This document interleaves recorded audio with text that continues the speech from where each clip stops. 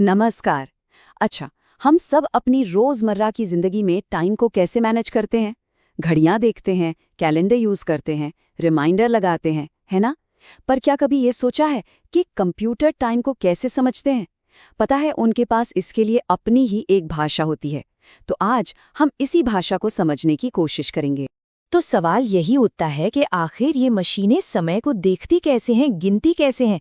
देखिए, ये सिर्फ नंबर्स का खेल नहीं है, ये एक पूरा सिस्टम है। एक ऐसा सिस्टम जो उन्हें तारीखों और समय के साथ काम करने की ताकत देता है।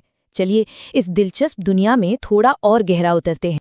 तो चलिए सबसे पहले सीखते हैं वो बेसिक भाषा जिसका इस्तेमाल कंप्यूटर टाइम के लिए करते हैं। इन्हें कहते हैं डेट और टाइम फंक्शंस। सीधे शब्दों में कहें तो ये वो कमांड्स हैं जो सॉफ्टवेयर को समझाते हैं कि समय का मतलब क्या है। तो सबसे ज़रूरी बात ये है कि ये फंक्शंस आप समझ लीजिए बिल्डिंग ब्लॉक्स की तरह हैं। जब भी कोई सॉफ्टवेयर किसी भी तरह से समय को हैंडल करता है, चाहे वो आज की तारीख दिखानी हो या 2 तारीखों के बीच दिन गिनने हो, वो असल में इन्हीं फंक्शंस का इस्तेमाल कर रहा होता है। ये सॉफ्टवेयर की समय से जुड़ी हर चीज़ की नींव है।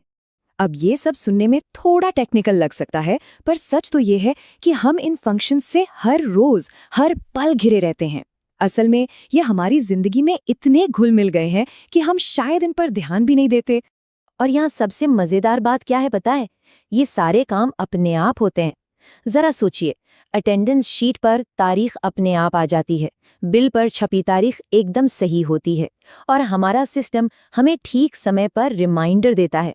ये सब कुछ इन्हीं डेट और टाइम फंक्शंस की वजह से ही मुमकिन हो पाता है। ठीक है, चलिए अब इसे प्रैक्टिकली समझते हैं। हम एक्सेल के कुछ खास कमांड्स को देखेंगे जो इन फंक्शंस की ताकत को अनलॉक करते हैं। आप इन्हें एक तरह का कोड समझ सकते हैं जो एक्सेल को समय से जुड़े काम करने का ऑर्डर देते हैं। तो शुरुआत करते हैं सबसे बेसिक काम से, सिस्टम से ये पूछना कि भाई अभी क्या तारीख और समय है। इसके लिए 2 बहुत ही सिंपल और पावरफुल फंक्शंस हैं। यहाँ एक छोटा सा लेकिन बहुत ज़रूरी फ़र्क है। अगर किसी रिपोर्ट में सिर्फ आज की तारीख डालनी है तो टुडे फंक्शन का इस्तेमाल होगा, लेकिन अगर ये भी रिकॉर्ड करना है कि कोई काम ठीक किस वक्त पर हुआ, जैसे किसी लॉग फाइल में, तो नाउ फंक्शन ज़्यादा काम का है, क्योंकि ये तारीख के साथ साथ घंटे, मिनट और सेकंड भी बताता है। लेकिन तब क्या होगा अगर हमें कोई खास तारीख या समय खुद बनाना हो? मान लीजिए किसी का जन्मदिन डालना हो या किसी प्रोजेक्ट की डेडलाइन सेट करनी हो, तो इसके लिए भी एक्सेल में फंक्शंस मौजूद हैं। ये फंक्शंस आपको पूरा कंट्रोल देते हैं। डेट फंक्शन में आप बस साल, महीना और दिन डालते हैं और एक्सेल उसे फौरन एक सही तारीख के फॉर्मेट में बदल देता है। ठीक इसी तरह टाइम फंक्शन आपको कोई भी खास समय बनाने की सुविधा देता है, जो मीटिंग शेड्यूल करने या इवेंट प्लान करने के लिए बहुत काम आता है। कभी कभी ऐसा होता है ना कि हमारे पास पूरी तारीख तो होती है, लेकिन हमें उसमें से सिर्फ महीना या साल चाहिए होता है, जैसे कि ये देखने के लिए कि किस महीने में सबसे ज्यादा बिक्री हुई। इसके लिए भी हमारे पास खास टूल्स हैं। ये फंक्शंस डेटा एनालिसिस के लिए तो कमाल के हैं। आप बड़ी आसानी से अपने डेटा को साल या महीने के हिसाब से सॉर्ट या फिल्टर कर सकते हैं। इससे आपको पैटर्न्स और ट्रेंड्स को समझने में मदद मिलती है, जो शायद सिर्फ पूरी तारीख को देखकर पता न चलता। तो हमने ये तो देख लिया कि इन फंक्शंस को कैसे इस्तेमाल करना है, पर असली सवाल तो ये है कि क्यों करें? इसका एक सीधा सा जवाब है ऑटोमेशन।